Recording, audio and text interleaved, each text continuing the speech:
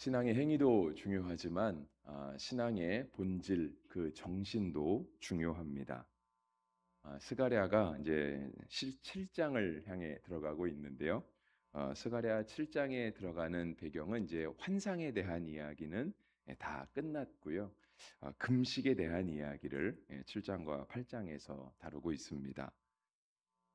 그래서 이제 7장 1절에 보시면 마치 새로운 책이 시작되는 것처럼 다리오 왕 제4년 아홉째 달 그 달 4일에 여호와의 말씀이 스가랴에게 임한 것으로 시작하면서 또 다른 스가랴를 통한 하나님의 말씀이 전달되고 있음을 보여주고 있습니다. 그러니까 마침 하나님의 말씀이 임한 그때에, 그러니까 2절이 그렇게 시작하잖아요. 하나님의 말씀이 임하니라 그때에라고 하면서 베델 사람이 사레셀과 레겜멜렉과 그의 부하들을 보내어 여호와께 은혜를 구하고, 그러니까 베델 사람이 보냈다라고 되어 있죠. 베델은 특별한 지역 아니겠습니까? 처음에 시작하기는 아마 야곱에서부터 시작되었겠죠. 그러니까 원래 베델 하나님의 집이죠. 그래서 야곱이 거기서 이제 하나님을 만납니다.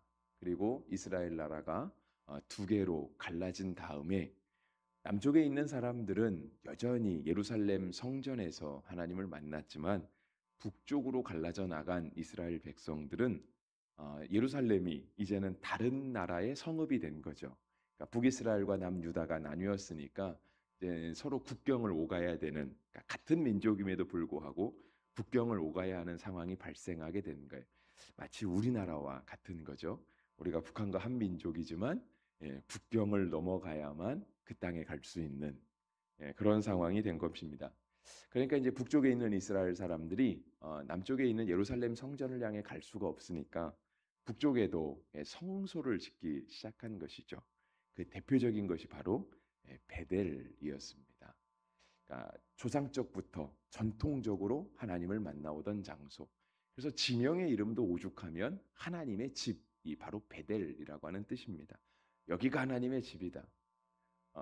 예루살렘 성전으로 따지면 다윗 시대에 지어졌다라고 말할 수 있잖아요. 다윗이 여부스 사람의 성읍을 점령하고 다윗성이라고 부르고 그 성이 예루살렘 시온이 된 거잖아요.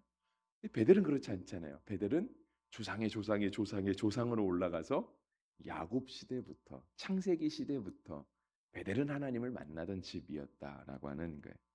조금 그런 특별한 의미를 가지는 곳이 바로 베델이 되는 거예요.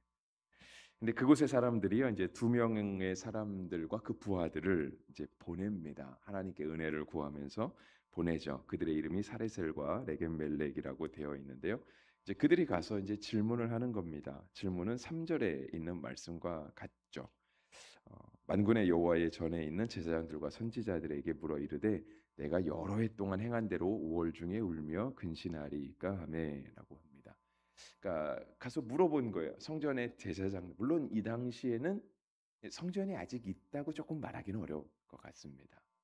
그러니까 뭐 정확하게 이 다리오 왕 새 4년이 성전이 지어졌냐 안 지어졌냐라고 따지면 애매하기는 하지만 이게 시대적으로 따져 보면 그래도 성전이 지어지기 한 3년 정도 전에 있었던 사건으로 보고 있습니다. 그러니까 이제 성소의 제사장이 아직은 그 역할을 이렇게 완벽하게 하기가 어려운 거죠. 왜냐하면 성소가 있어야, 성전이 있어야 제사장이 그 역할을 완벽하게 할 텐데 아직은 성전 자체가 지어지지 않았다라고 보는 거예요. 그러니까 가서 묻는 거죠. 금식할까요? 라고 하는 거예요. 이제 5월에 금식했다라고 되어 있는 거는요. 5월은 이스라엘이 완전히 멸망한 달이 바로 5월이었습니다. 열왕기 하에 나타나는 장면이고요. 바벨론이 침공해서 예루살렘을 완전히 무너뜨린 그 달이 이제 5월로 되어 있는 거예요. 그러니까 5월에 이스라엘 백성들이 나라가 망한 것을 슬퍼하며 하나님께 금식했던 거죠. 근데 여기서도 중요한 게 있어요. 나라가 망해서 슬퍼하며 하는 금식. 이것이 과연 옳은 금식인가라고 하는 거죠. 물론 그러니까 성도에게는, 교회에게는 나라를 사랑해야 하는, 애국해야 하는 사명이 있는 게 맞습니다. 그래서 성도가 교회를 위해, 그러니까 성도가 나라를 위해서 기도하는 건 맞아요. 교회가 나라를 위해서 기도하는 것도 맞고요. 나라가 슬픈 일이 있을 때 교회가 조금 더 마음을 모아서 힘써 기도하는 것은 맞습니다. 근데 금식의 본질적인 의미가 예, 뜻은 아주 간단하죠. 그냥 밥을 굶는 거예요. 밥을 안 먹는 겁니다. 밥이 없어서 안 먹는 것이 아니라 먹을 수 있는데도 안 먹는 거예요. 그 이유는 내가 밥을 안 먹고 하나님께 기도하겠다 이거죠. 마치 자녀가 엄마한테 엄마 나 밥 안 먹어. 어, 그러면 부모 마음이 상하지 않겠습니까? 멀쩡한 자식이 밥을 안 먹겠다가 하니 그러니까 우리가 하나님 앞에 아버지 하나님 앞에 그런 아버지 하나님 저 밥 안 먹습니다. 왜 안 먹냐? 나라가 멸망했습니다. 그것이 저의 슬픔입니다. 그러니까 그 뜻은 뭐예요? 하나님께 나라를 다시 회복해 주십시오라고 하는 기도를 드리겠다라는 뜻이잖아요. 그 마음이 있는 거죠. 그러면서 이제 이어지는 말씀에는요, 이제 그러니까 하나님께서 말씀하세요. 4절 만군의 여호와의 말씀이 내게 임하여 이르시되라고 하면서 이제 하나님의 말씀이 5절에 나옵니다. 온 땅의 백성과 제사장들에게 이르라 너희가 70년 동안 다섯째 달과 일곱째 달에 금식하고 애통하였거니와 그 금식이 나를 위하여 한 것이냐? 주님이 말씀하지 않고요. 나를 위하여 또 나를 위하여 한 것이냐. 그래서 나를 위하여를 주님께서 두 번을 반복하십니다. 일곱째 달에 금식을 한 거는요. 일곱째 달은 원래 금식하는 달입니다. 왜냐하면 우리가 율법서에 보면 대속죄일이 일곱째 달에 있습니다. 지금도 정통 유대인들은 일곱째 달에 있는 이 금식일 속죄일을 지킵니다. 하나님 앞에 경건하게 보내는 거죠. 마치 우리에게 따지면 뭐냐면 사순절과 같은 거예요. 주님의 고난, 그 죽으심을 기억하며 우리가 사순절 기간에는 이렇게 오락을 삼가죠. 그래서 특별히 이렇게 일부러 일을 만들어서 나를 즐겁게 할 수 있는 일을 잘 하지 않습니다. 그래도 그냥 주님의 고난에 함께 물론 이제 사회생활을 하다 보면 사순절임에도 불구하고 뭐 남의 잔치에 가야 되기도 하고 그런 일들을 전혀 안 할 수는 없지만 우리가 억지로 그 일들을 만들진 않는다는 거예요. 일곱째 달도 그랬던 거예요. 하나님 앞에 속죄해야 되는 날이 있었죠. 일곱째 달, 열 번째 날, 바로 그 날이 했던 겁니다. 이스라엘 백성이 다 금식하는 거예요. 근데 주님이 물으시는 거예요. 너희가 70년 동안 그거 해왔다. 이 70년은 나라가 망하고 포로로 갔던 그 시간 동안 너희가 더욱더 힘써 금식했다. 그 금식이 진짜 나를 위하여 한 것이냐? 주님이 두 번 물으시는 거예요. 나를 위하여 한 것이냐? 그래서 6절에는 아예 대놓고 말씀하시죠. 너희가 먹고 마실 때에 그것은 너희를 위하여 먹고 너희를 위하여 마시는 것이 아니냐. 얘기하는 거예요. 금식에 대한 말씀은 예수님도 많이 하셨던 것 같습니다. 예수님도 많이 하셨죠. 어느 날 바리새인의 제자들도 요한의 제자들도 와서 묻고요. 많은 그 당시 조금 믿음이 있다라는 사람들이 예수님께 와서 묻습니다. 우리는 금식하는데 왜 당신의 제자들은 금식하지 않습니까? 라고 묻죠.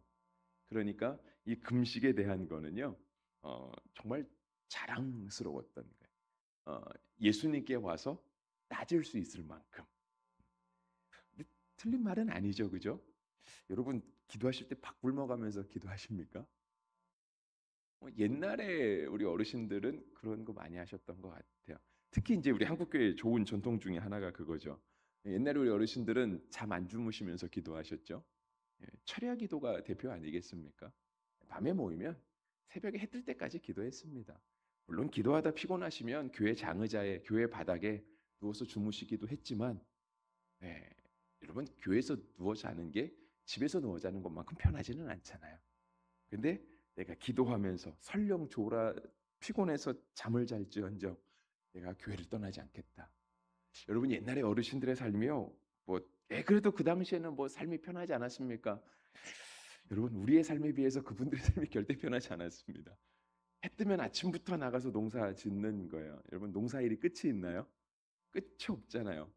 그렇게 끝없이 열심히 일해도 수익이 그렇게 많지 않은 게 농사잖아요. 그러니까 그렇게 밤새고 기도하고 나서 또 해 뜨면 논으로 밭으로 일하러 나가셔야 되는 그런 고된 삶을 살았던 거죠. 근데 우리가 과연 기도할 때 진짜 잠을 안 자가면서 밥을 굶어가면서 기도하느냐는 거예요. 여러분, 일꾼이 그 삭슬 받는 것은 마땅한 것이다. 예수님도 말씀하시고 성경도 말씀하십니다. 율법도 말씀하시잖아요. 여러분, 여러분의 회사를 너무 사랑해서, 여러분이 하는 일을 너무 사랑해서 밥을 굶어 가시면서 일을 하시는 적이 있으시는가요? 예, 다 밥 먹자고 하는 일인데, 그렇죠? 예, 뭐 밥은 꼭 챙겨도 먹잖아요. 물론 너무 바쁘면 밥 먹는 밥대를 놓치고 일할 때도 있기는 하지만, 어, 성경이 말씀하고자 하시는 건 그거예요. 정말 그 본질에 무엇이 있느냐? 밥을 굶는 이유, 잠을 안 자는 이유, 우리가 열심히 예배하는 이유, 심지어는 이 새벽에 잠을 일찍 일어나서 주님 전을 찾아서 기도하는 이유, 더 적구체적으로 얘기하면 돌아오는 주일에 새생명 축제를 하는 이유, 그런 것들의 본질이 과연 무엇에 있느냐? 물론 저는 목사니까 새벽 예배에 많은 분들이 나오시면 좋겠죠, 그죠? 예, 우리 교회 새벽 예배 많이 나와. 목사의 자랑 아니겠습니까? 우리 코로나 이후로 한 번도 새생명 축제 하지 않았다고, 오랜만에 새생명 축제 한번 하면 좋겠다고 많은 분들이 이렇게 이구동성으로 얘기하셨습니다. 근데 그것이 이유가 돼서는 안 되겠죠, 그죠? 옛날엔 늘 해오던 건데 코로나라고 하는 어쩔 수 없는 변수가 있어서 못하던 거니까 우리가 그거 오랜만에 하면 좋지 않겠냐고. 누가 좋을까요? 누구 좋자고 하는. 그러니까 우리의 신앙의 행위 가운데 늘 그 본질을 깊이 한번 생각해 봐야 한다는 것이죠. 근데 주님이 분명 금식을 축복하신 거는 맞습니다. 주님이 금식하며, 그러니까 우리의 몸을 괴롭게 하며 그렇게 하나님을 사랑하고 하나님 앞에 나아가는 것을 주님이 결코 뭐라고 하시진 않습니다. 그것 자체에 중심을 잃어버렸을 때 그때 그것을 우리에게 돌아보라고 이야기는 하시지만, 주님이 금식 자체에 대해서 아예 하지 말라고 하시던가 그것 자체가 나쁘다 잘못되었다라고 말씀하시지는 않는다라고 하는 거예요. 그래서 주님께서 금식을 가르치신 말씀은 마태복음 6장의 말씀을 보면은요, 이렇게 말씀하세요. 금식할 때에 너희는 외식하는 자들과 같이 슬픈 기색을 보이지 말라. 그들이 금식하는 것을 사람에게 보이려고 얼굴을 흉하게 하느니라. 내가 진실로 너희에게 이르노니 그들은 자기 상을 이미 받았느니라. 두 절 더 읽고 말씀드리겠습니다. 너는 금식할 때에 머리에 기름을 바르고 얼굴을 씻으라. 이는 금식하는 자로 사람에게 보이지 않고 오직 은밀한 중에 계신 내 아버지께 보이게 하려 함이라. 은밀한 중에 보시는 내 아버지께서 갚으시리라. 여러분, 예수님께서 금식에 대해서 가르치신 이 마태복음 6장의 말씀이요, 금식하란 얘기인가요? 하지 말란 얘기인가요? 하란 얘기예요. 하란 얘기인데 어떻게 하라고요? 남들에게 보이려고 하지는 말아라. 도리어 금식할 때 얼굴 더 깨끗하게 씻고 옷 더 단장하고 더 건강하게 보일 만큼 내가 꾸밀 수만큼 잘 꾸며서 금식이 자랑이 되지 않게끔 해라. 어쩌면 내가 금식하는 것을 남들로 모르게 하라. 예, 우리 농담 삼아 얘기하는 이순신 장군의 말씀을 잘 기억하면 됩니다. 나의 죽음을 알리지 말라. 나의 신앙의 행위를 성도에게 알리지 마라. 나의 신앙의 행위를 다른 교회에 알리지 마라. 그렇게 하면 되는 겁니다. 주님은 우리가 금식을 하지 말라가 아니라 금식하라 말씀하시는 거예요. 다만 본질을 지켜라. 그래서 주님이 말씀하시는 게 있어요. 마태복음 6장 18절인데요. 16절에도 말씀하시기, 16절 끝에가 뭐냐면, 그렇게 남들에게 보이려고 금식하는 사람들은 자기의 상을 이미 받았다 얘기하시는 거예요. 그러면 여러분, 금식하면 상이 있을까요, 없을까요? 있다는 말씀이시죠, 그죠? 그런데 남들에게 보여서 저 사람 믿음 좋아, 저 사람 얼마나 신앙이 좋은지 금식을 참 열심히 해, 하나님 저 사람 축복하실 거야, 그렇게 사람들에게 인정받는 것으로 자기 상을 다 받았다는 거예요. 근데 나의 금식을 남들이 모르게 하면 남들이 나를 인정하지 않아 줄 거 아닙니까? 그러면 나는 상을 못 받네요? 그게 아니라 사람에게는 못 받지만 하나님이 주실 상이 있다는 거죠. 그래서 18절도 그렇게 이야기했어요. 이는 금식하는 자로 사람에게 보이지 않고 오직 은밀한 중에 계신 내 아버지께 보이려 함이라. 은밀한 중에 보시는 내 아버지께서 갚으시리라. 금식하면 하나님이 갚아주신대. 당연하지 않겠습니까? 자녀가 밥을 안 먹고 기도하는데, 자녀가 때를 써도 우리가 옛날 말로는 땡깡이라 그랬잖아요. 근데 땡깡이 일본 말이라 그러더라고요. 쓰면 안 되는. 때를 쓰는 게 한국말이라고 하더라고요. 제가 그 단어가 빨리 생각이 안 나서. 자녀가 때를 쓰면서 울고 밥을 안 먹어도 부모 마음이 상하고 들어주고 싶은데 하나님께서 우리가 밥을 안 먹고 기도하면 하나님 우리에게 갚아주실 것이 분명히 있지 않겠습니까? 하나님께서 갚아주신 것 제가 하나 찾아보려고 찾았는데 음, 성경에는 그렇게 많지는 않더라고요. 제가 누가복음 2장에서 찾아본 것은 이것입니다. 2장 36절로 38절인데요. 제가 새한글 성경으로 읽어드리겠습니다. 조금 이해가 더 편한 것 같아서.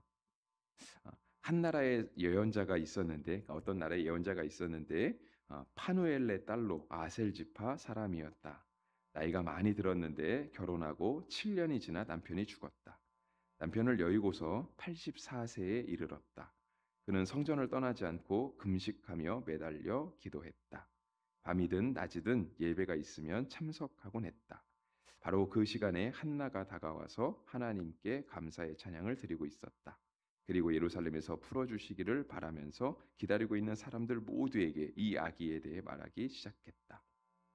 여러분 무슨 얘기냐면 예수님이 태어나실 때 얘기입니다. 예수님 태어나실 때 예수님이 이 땅에 오셨다라는 것을 아는 사람이 별로 없었습니다. 오죽 모르면 하나님께서 큰 별을 하늘에 띄우셔서 동방 박사들로 보고 목자들로 보고 그거를 예수님이 나셨다는 사실을 알게 하셨겠습니까? 만약에 예수님이 정말 이 땅에 왕으로 오셔서 궁궐에서 태어났다라고 한다면 예수님이 태어난과 동시에 온 나라에 선포가 되었겠죠. 왕이 태어났다. 근데 주님은 마국간에 태어나셨거든요. 사람들이 알지 못하는 중에 모든 세상이 잠자는 동안에 평화의 왕이 이 땅에 탄생하셨도다. 그런데 그 주님이 탄생하신 것을 알아본 사람이 있습니다. 주님이 이제 태어나시고 난지 8일 만에 할례를 받으라고 성전에 올라가시거든요. 그때 성전에 사는 한나라고 하는 안나라고 하는 여선지자가 있었다라고 하는 거예요. 그는 결혼하고 7년 만에 남편을 잃었고요.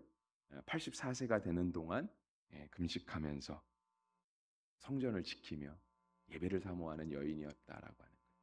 근데 그가 그렇게 성전에서 예배하고 있을 때 난지 8일 된 아기 예수님이 부모님과 함께 할례를 받으러 오신 거예요. 근데 그 안나가 예수님을 알아봅니다. 여러분 난지 8일밖에 되지 않으면 부모 아닌 다음엔 남자인지 여자인지 부관 안 되잖아요. 난지 8일 되면 똑같지 않습니까? 근데 금식하던 그 여자 선지자 안나가 예수님인 걸 알아봐요. 그리고 얘기하죠. 이제 주님께서 예루살렘을 축복하시면서 예루살렘을 풀어주신다 라고 하나님의 뜻을 깨닫게 되죠. 그가 금식하며 기도했다라고 성경은 밝히고 있습니다. 여러분 하나님이 좋아하세요. 금식하는 거 좋아하십니다. 하나님 우리가 새벽을 깨우는 거 좋아하시고요. 하나님 우리가 전도하는 거 좋아하세요. 하나님 우리가 믿음으로 사는 거 좋아하십니다. 그런데 하나님이 좋아하시는 그것은 남들이 모르게 할 때.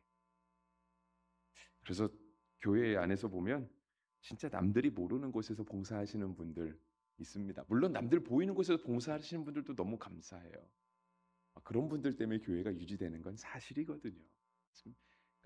그런데 정말 남들이 보지 않는 자리, 더 옷이 더러워져야 되고 더 땀 흘려야 되고 더 위험한 자리에서 일하시는 분들 있습니다. 하나님께서 좋은 것으로 갚아주실 줄 믿고요. 또 새벽에 나와서 여러분 우리 교회 어저께 이 자리에 거의 꽉 차게 예배드렸잖아요. 새벽엔 많이 예배 안 드리잖아요. 하나님께서 여러분들이 새벽을 깨우는 걸 기뻐하실 줄 믿습니다. 다만 우리의 중심을 하나님께 온전히 드릴 수 있는 그런 참된 새벽을 깨우는 자들이 되시기를 주의 이름으로 축복합니다.